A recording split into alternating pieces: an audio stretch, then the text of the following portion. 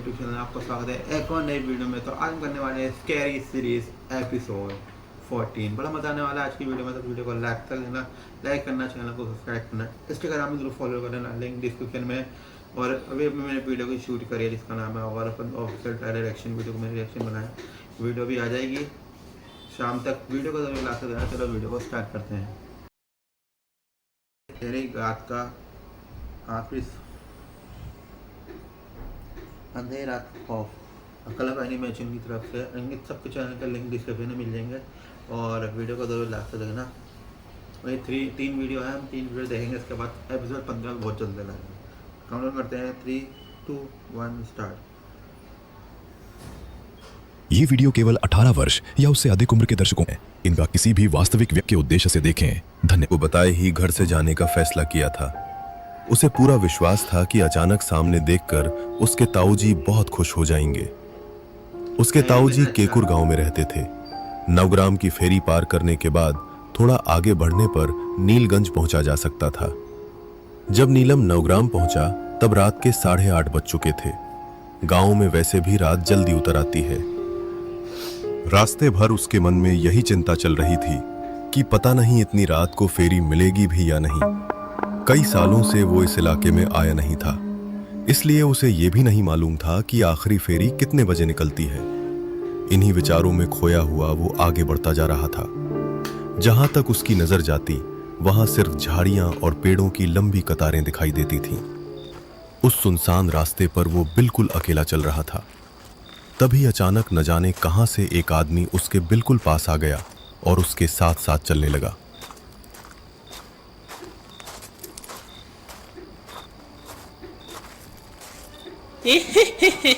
अरे बाबू, इतनी रात में कहाँ जा रहे हैं? क्या फेरी पकड़नी है आपको? बिना किसी वजह के उस आदमी का इस तरह अचानक बात करना नीलम को थोड़ा अजीब लगा। उसके मन में हल्का सा शक भी पैदा हुआ। लेकिन जैसे ही उस आदमी ने फेरी का जिक्र किया उसके मन को थोड़ी तसल्ली मिली। हाँ, आपने बिल्कुल सही पहचाना।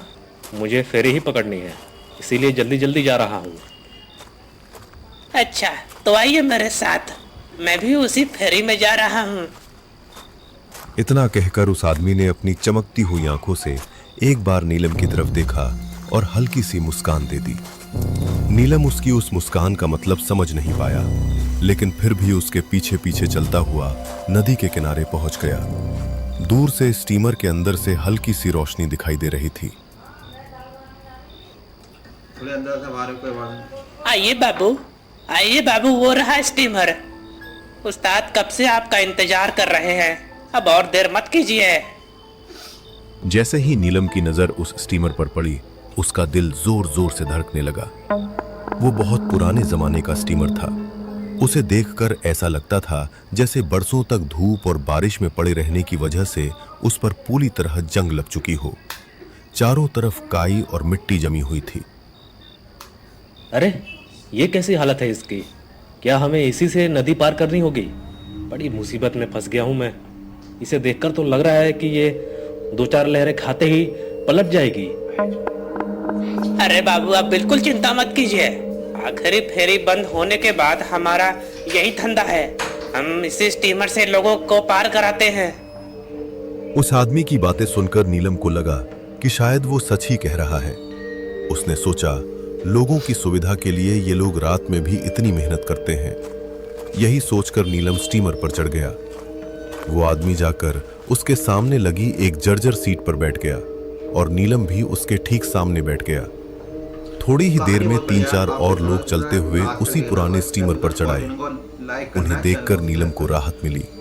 उसने तो सोचा भी नहीं था कि उसके अलावा भी कोई यात्री आएगा। कम से कम अब उसे अकेले सफर नहीं करना पड़ेगा। कुछ ही देर बाद पुराना स्टीमर घरघराहट की आवाज के साथ धीरे धीरे नदी की ओर बढ़ने लगा।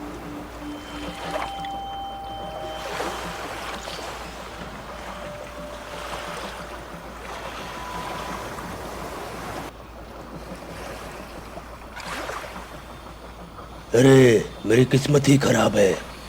आज भी सिर्फ इतने ही लोगों को ला पाए। रोज 1-2 लोग से हमारा क्या गुजारा होगा, बताओ जरा। नीलम ने अनुमान लगाया कि शायद वो आदमी चालक का साथी था।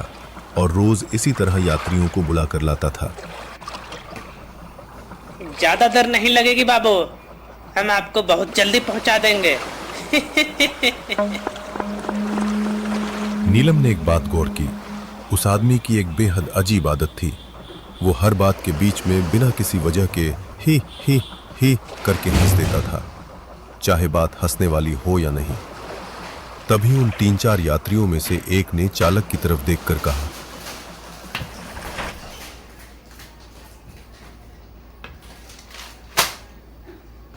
चलो गाइस थोड़ा क्या उस्ताद, इसे कितनी बार कहा है कि लोगों के सामने अपना एक गंदा मुंह बंद रखा करे, फिर भी मानता ही नहीं। चुप कर, तो बिना मतलब का बकवास मत किया कर। तुझे कितनी बार कहा है, इंसान लोगों के सामने तू अपना मुंह बंद रखा कर। उनकी बातें सुनकर नीलम को कुछ अजीब सा महसूस हुआ। उन सब के बात करने का तरीका भी सामान्य लोगों जैसा नहीं था। 14 मिनट की वीडियो है गाइस। स्टीमर धीरे धीरे नदी के सीने को चीरता हुआ आगे बढ़ता रहा। रात का घना अंधेरा पूरे माहौल को और भी रहस्यमय बना रहा था। तभी अचानक नीलम के कानों में किसी की धीमी धीमी फुसफुसाहट गूंजने लगी।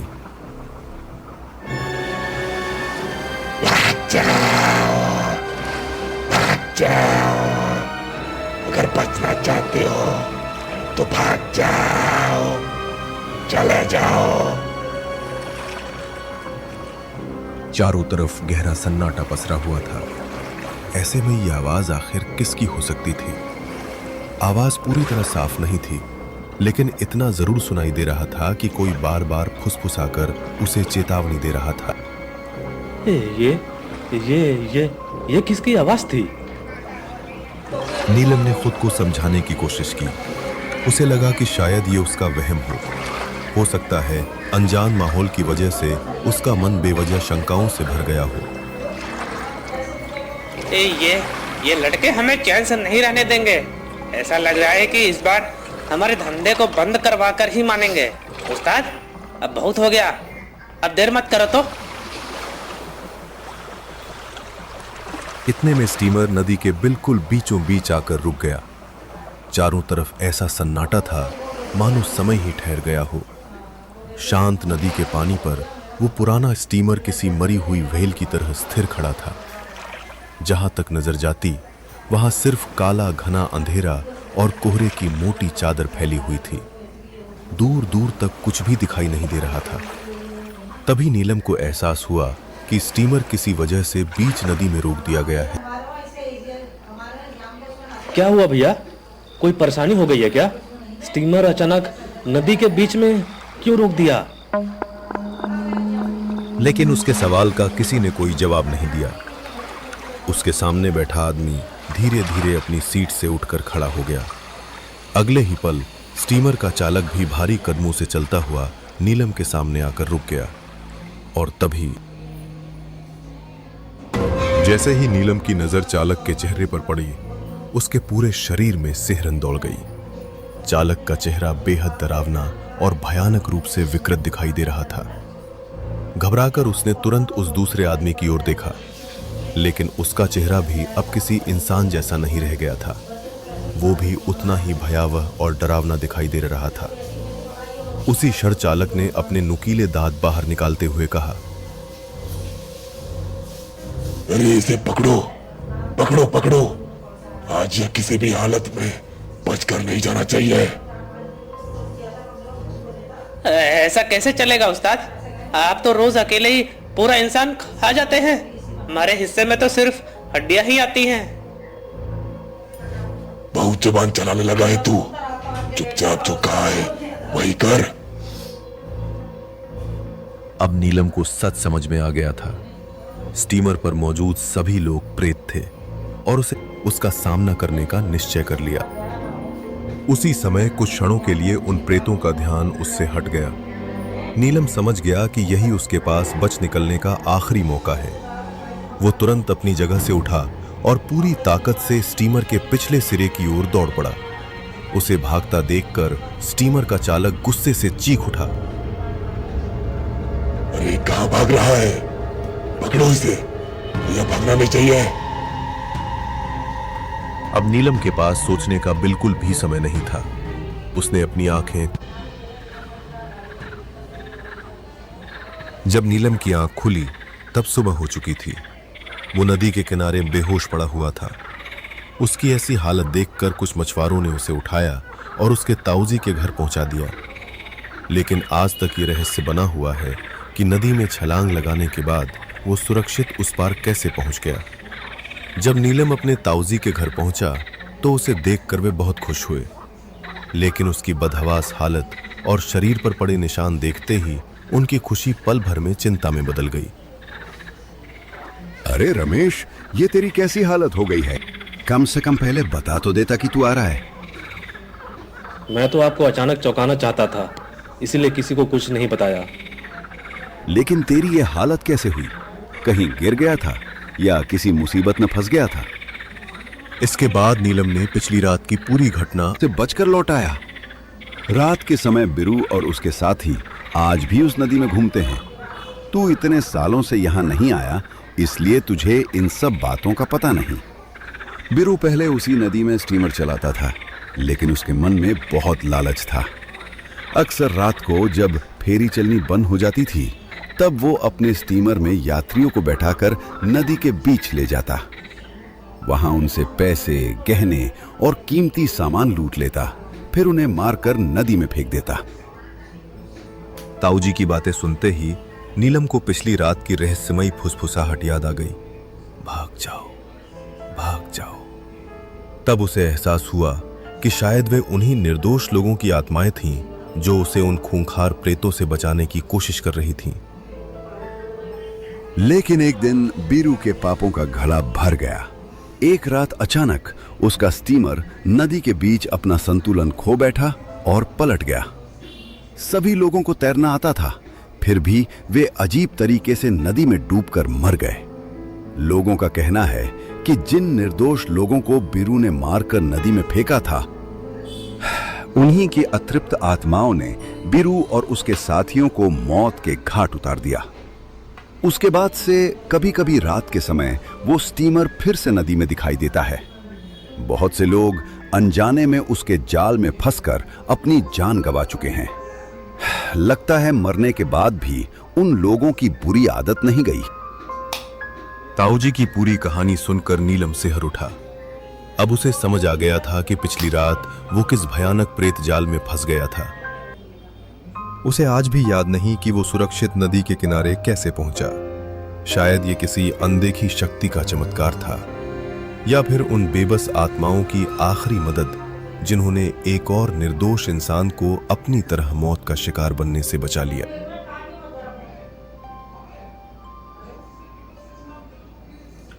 गाइस, पहली वीडियो खत्म हो चुकी है। अब वीडियो कैसी लगी? यानी वीडियो तो बहुत बढ़िया थी। चलो हम दूसरी वीडियो देखते हैं। और दूसरी वीडियो है हमारी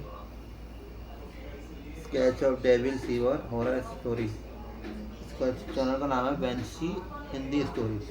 तो देखते हैं। तो 10 मिनट की वीडियो है। 3, 2, 1 स्टार्ट। Sketch of evil.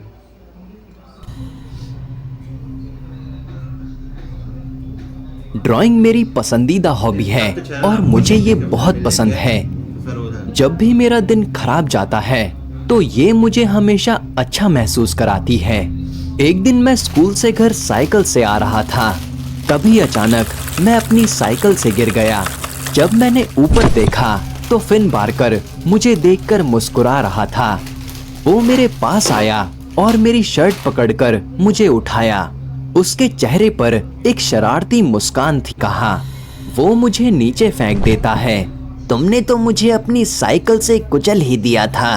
वो चिल्लाया और बाहें क्रॉस करके गुस्से से देखने लगा। मैंने माफी मांगी, लेकिन उसके लिए ये काफी नहीं था। उसने मेरी साइकिल सड़क पर फेंक दी और कुछ सेकंड बाद एक ट्रक गुजरता है और उस पर चढ़ जाता है।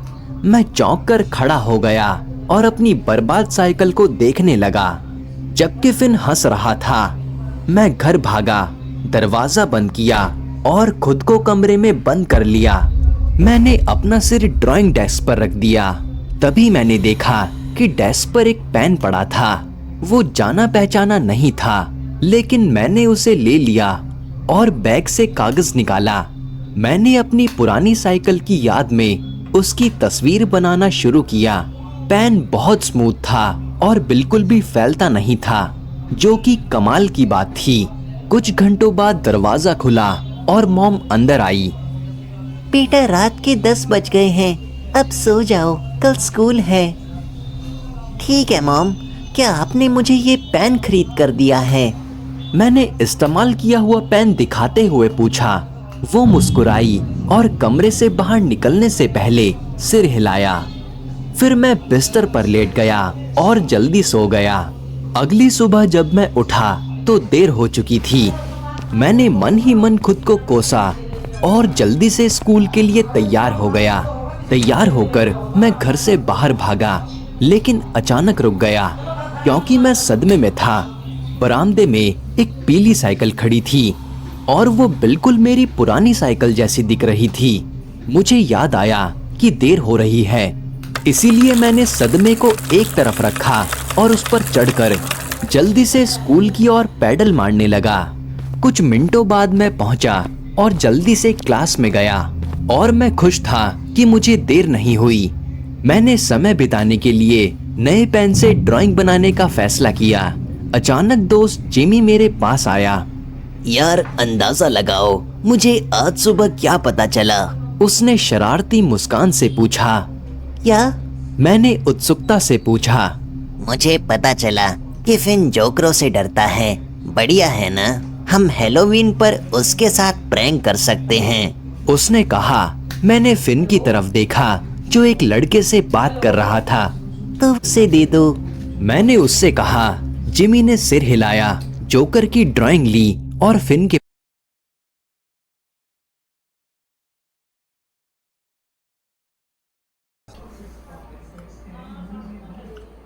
पास भागा। उसने उसे मुड़ी हुई तस्वीर दी और वापस आ गया। मैंने देखा कि फिन ने बस कागज अपनी जेब में डाल लिया। ये देखने की जहमत भी नहीं उठाई कि उस पर क्या था। मैंने उसे हाई फाइव दिया और हम दोनों हंसे। स्कूल के बाद फिन घर पहुंचा। डैड, मैं आ गया। उसने लिविंग रूम की खिड़की के पर्दे बंद करते हुए चिल्लाया। फिन ने खुद को कोसा और कमरे में जाकर अपना बैग फेंक दिया। वो बिस्तर पर बैठा और टीवी चलाकर वॉल्यूम मुड़ा हुआ कागज निकाला। अगर ये कोई बेवकूफी भरा नोट हुआ तो वो बच्चा कल मेरे हाथों से मर जाएगा।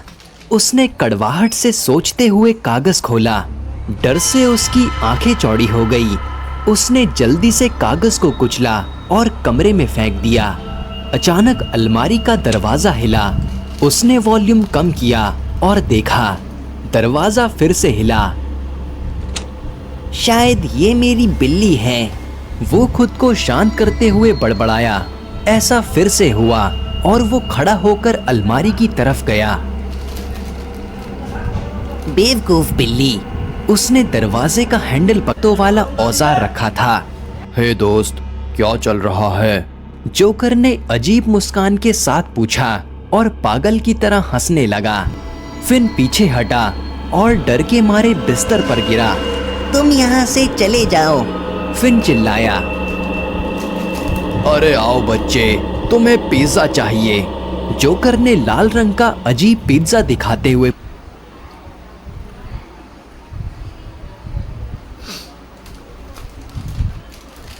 पूछा। फिन जोर से चीखा और अपने बिस्तर में दुबक गया। इधर जैक के घर पर काम पूरा हो गया, वाह। जैक खुद से कहता है और मुस्कान के साथ कागज दिखाता है। कागज पर फटे कपड़ों और नुकीले दांतों वाले डरावने जोकर की ड्राइंग है जो फिन की अलमारी में छिपा है। ड्राइंग में फिन बिस्तर पर डर के मारे दुबका हुआ है। मैं कल का इंतजार नहीं कर सकता जब फिन अपनी डेस्क पर ये देखेगा। जैक ने ड्राइंग बैकपैक में रखते हुए कहा। वो नहीं जानता था कि फिन अब कल स्कूल में या उसकी जिंदगी में कभी परेशानी नहीं बनेगा। स्टोरी खत्म हो चुकी है।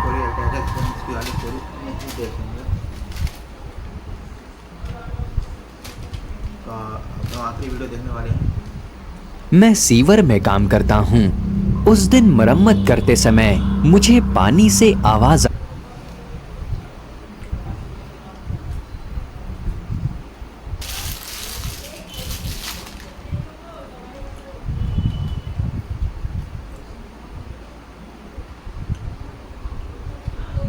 आज की वीडियो देखते हैं मुझे नेशनल लाइब्रेरी 3, 2, 1 पहले हमारी आपसे कोलकाता, स्वादिष्ट बंगाली मिठाई और उतनी ही मीठी बोली का शहर। वैसे तो कलकत्ता कई चीजों के लिए मशहूर है, पर वहां एक ऐसी जगह है जिसको इंडिया की सबसे हॉन्टेड जगहों में से एक माना जाता है, कोलकाता की नेशनल लाइब्रेरी। ये इंडिया की सबसे बड़ी पब्लिक लाइब्रेरी है और इस लाइब्रेरी के अंदर ऐसी एंशिएंट और रेयर बुक्स का भंडार है जो शायद कहीं और नहीं मिलेंगी। इसीलिए ये लाइब्रेरी स्टूडेंट्स के बीच बहुत फेमस है। पर किताबों के अलावा यहाँ कुछ और भी है, कुछ ऐसा जो शायद हमारी इंसानी दुनिया के परे है। कई जगहों पर नाइट से, क्योंकि लाइब्रेरी के हॉन्टेड होने के कई किस्से लोगों ने सुने हुए थे। अक्सर रात में लाइब्रेरी के अंदर से फर्नीचर हिलने की आवाजें आती थी और तो और कई लोगों ने लाइब्रेरी के अंदर भटकती आत्माओं को भी देखा था। पर वीर को भूत प्रेत में कोई विश्वास नहीं था, क्योंकि नेशनल लाइब्रेरी बहुत बड़ी थी, इसलिए नाइट ड्यूटी पर अक्सर 2 गार्ड्स होते थे। वीर को वेस्टर्न लॉन की देखभाल के लिए अपॉइंट किया गया था। दिन के समय लाइब्रेरी में कई बच्चे आते थे, पर रात में लाइब्रेरी अक्सर बंद ही रहती थी। उसे बस ये समस्या की एक रात आई। वीर रोज गार्ड रूम में बैठा रेडियो सुनता रहता था, लेकिन उस रात रेडियो फ्रीक्वेंसी पकड़ ही नहीं रहा था। गार्ड रूम के बाहर दूर दूर तक बहुत अंधेरा था। वीर रेडियो के सिग्नल की खोज में गार्ड रूम से लॉन में चलने लगा, पर रेडियो की बात एकदम से रेडियो से चरचराहट की आवाज आनी बंद हो गई। तभी अचानक से रेडियो में आवाज आई, टुनाइट इज माय नाइट। ऐसा लग रहा था कि कोई अंग्रेज ऑफिसर गुस्से से बोल रहा है कि आज रात वो किसी को नहीं छोड़ेगा। वो आवाज सुनते ही वीर के हाथों से रेडियो गिर गया। वो पहली बार था जब वीर को दी जैसे लाइब्रेरी के अंदर कई सारी किताबें और बुक शेल्फ गिर गई हों। उसने दूसरे गार्ड को फोन मिलाया, पर उस गार्ड का फोन ही नहीं लग रहा था। इसलिए वीर अकेला ही लाइब्रेरी के अंदर चला गया। उसी दिन सौरभ नाम का एक 14 साल का स्टूडेंट भी पढ़ाई करने लाइब्रेरी आया था। वो एक लाइब्रेरी के अंदर वाले कमरे में अकेला बुक पढ़ रहा था। उसे बुक पढ़ते हुए पता ही नहीं चला कि दिन से कब शाम हुई और शाम से कब रात। जब वो घर जाने के लिए उठा तो लाइब्रेरी के उस कमरे का दरवाजा खुल ही नहीं रहा था। उसने दरवाजे को बहुत पीटा, बहुत आवाजें लगाई, पर ना दरवाजा खुला और ना ही कोई उसकी मदद के लिए आया। तब अचानक से उस लड़के को लगा कि उसके पीछे कोई है। जब वो पीछे मुड़ा तो मानो उसकी सांसें ही रुक गईं। उसकी आंखों के सामने एक भयानक सी औरत हवा में उड़ रही थी। उस औरत का चेहरा बिगड़ा हुआ था और उसने एक सफेद रंग की ड्रेस पहनी थी। वो औरत सौरभ पर बिना ध्यान दिए बुकशेल्फ्स में किताबें अरेंज कर रही थी। उसे देखते ही सौरभ डर के मारे चिल्ला पड़ा और तब उस औरत ने सौरभ को देखा और एक बहुत डरावने ढंग से वो सौरभ पर गुर्राने लगी। डर के मारे सौरभ एक टेबल के नीचे छुप गया। वो औरत चुपचाप बुक्स लगाती रही और हर थोड़ी थोड़ी देर में टेबल के नीचे झांककर वो सौरभ को देखकर एक डरावने तरीके से मुस्कुराने लगती, मानो किसी भी सेकंड वो सौरभ की जान लेने को तैयार बैठी हो। सौरभ को बहुत ज्यादा डर लग रहा था, लेकिन तभी कमरे का दरवाजा खुला और सिक्योरिटी गार्ड वीर बहादुर अंदर आ गया। सौरभ वीर को देखते ही टेबल के नीचे से आया और वीर से लिपट गया। सौरभ का जोरों से रोना छूट गया। वीर उसे देखकर घबरा गया। उसे लगा कि वो लड़का इतनी देर रात वहां क्या कर रहा है। सौरभ ने पूरी घटना वीर को बताई, जिसे सुनकर पहले तो वीर के होश उड़ गए, लेकिन फिर वीर को लगा कि शायद ये सब सौरभ का वहम होगा, क्योंकि अब उस कमरे में उन दोनों को कोई औरत नहीं दिख रही थी। तभी अचानक से लाइब्रेरी के अंदर फिर से बहुत जोरों की धमधम की आवाज हुई। आवाज नीचे से आ रही थी। वीर ने सौरभ को लाइब्रेरी से बाहर भेजा और फिर वो उस आवाज के पीछे लाइब्रेरी के बेसमेंट में जाने लगा। जब वो वहां पहुंचा तो वहां एक कमरा था। उस कमरे का दरवाजा अपने आप खुल गया। वहां उसे किसी आदमी के दर्द में चीखने की आवाज आ रही थी, जैसे कोई उसे बुरी तरह मार रहा है। जब वीर उस रूम के अंदर गया तो अंधेरे में उसे ऐसा लग रहा था जैसे कोई आदमी चेन में लिपटा हो। लेकिन फिर जैसे ही उसने अपनी टॉर्च उस तरफ मोड़ी तो वहां कोई भी नहीं था। वीर को कुछ समझ नहीं आ रहा था कि उस लाइब्रेरी में हो क्या रहा है। वापस गार्ड रूम जाते हुए वीर को दिखा कि लाइब्रेरी की लॉन्स के बीचों बीच एक पालकी रखी है जो पहले नहीं थी। वो उस पालकी के पास गया। वो सदियों पुरानी पालकी लग रही थी। वीर ने पर्दे से देखा कि अंदर एक आदमी बैठा है। वीर गुस्से में उस पर चिल्लाया कि वो कौन है और वहां इतनी रात को क्या कर रहा है। लेकिन उस आदमी ने कोई जवाब नहीं दिया। जब वीर ने पर्दा हटाकर पालकी के अंदर झांका तो उसके रोंगटे खड़े हो गए। अंदर एक आदमी था और उसके शरीर पर हर तरफ चोट के निशान थे। उस आदमी ने ब्रिटिशर्स के जमाने के कपड़े पहने हुए थे, पर सबसे ज्यादा भयानक बात यह थी कि वो आदमी ना जिंदा लग रहा था और ना ही मरा हुआ। उस आदमी ने वीर को गुस्से से घूरा और फिर वीर के देखते ही देखते उस आदमी का सर धड़ से अलग हो गया और वीर के कदमों में आ गिरा। ये देखकर वीर इतना डर गया कि वो भागता हुआ सीधा लाइब्रेरी से बाहर चला गया। अगले दिन सुबह जब वो नौकरी छोड़ने लाइब्रेरी गया तो उसे वहां दूसरा पुराना गार्ड मिला। उस गार्ड ने बताया कि इस लाइब्रेरी में कई आत्माएं वाकई में भटकती हैं। नेशनल लाइब्रेरी बनने से पहले ये जगह इंडिया के पहले वाइसरॉय जनरल वॉरेन हेस्टिंग्स का घर हुआ करती थी।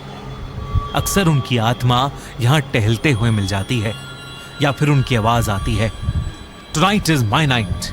फिर जिस चोटिल आदमी को वीर ने पिछली रात देखा था वो था फिलिप फ्रांसिस, जो वाइसरॉय से लड़ाई में चोटिल हो गया था और उसकी मौत वेस्ट लॉन के बीचों बीच हो गई थी। वाइसरॉय ने उसकी जान बचाने के लिए एक पालकी मंगवाई थी, पर जब तक वो पालकी पहुंची फिलिप मर चुका था। तब से हर अमावस्या में फिलिप की आत्मा उस पालकी में वेस्ट लॉन्स में दिखाई देती है, पर बाकी रातों को जो फर्नीचर हिलने की आवाज आती है वो लेडी मेटकैफ की आत्मा की वजह से आती है। माना जाता है कि लेडी मेटकैफ एक लाइब्रेरियन थी और उनको सफाई बहुत पसंद थी, और अगर कोई लाइब्रेरी की किताबों को सही जगह पर नहीं रखता था तो लेडी मेटकैफ उसका जीना हराम कर देती थी। साथ ही उस लाइब्रेरी के बेसमेंट की भी एक कहानी है। कहते हैं कि पुराने समय में वो एक टॉर्चर रूम होता था जहां कई लोगों को चेन से बांधा जाता था और उन्हें बुरी तरह मारा जाता था। कई मासूम लोगों ने वहां अपनी जान खोई है। उनकी दर्दनाक चीखें कई बार लाइब्रेरी के हॉल्स में गूंजती हैं। इन सब कहानियों को सुनकर और खुद जीकर वीर बहादुर इतना घबरा गया था कि उसने उस दिन के बाद से नेशनल लाइब्रेरी ऑफ कोलकाता में फिर कभी कदम नहीं रखा। अगर आपको गाइस आपको आज की वीडियो कैसी लगी कमेंट में बताना, लाइक करना, चैनल को सब्सक्राइब करना। मैंने तीनों वीडियो देखी, आपको वीडियो कैसे लगी, कौन सी सबसे ज़्यादा हॉन्टेड लगी, आप कमेंट में जरूर बताना। वीडियो को लाइक करना, चैनल को सब्सक्राइब करना, इंस्टाग्राम को फॉलो कर लेना और इंस्टाग्राम की लिंक डिस्क्रिप्शन में मिलेंगी। आज की सीरीज एपिसोड 14 आपको कैसा लगा कमेंट में बताना, और इसके 15वां एपिसोड बहुत जल्द आऊँगा। जो ब्लॉग चैनल जजमेंट गेस्ट था कार्टून बाजार थीम सॉन्ग का चैनल पार्ट 2 भी बहुत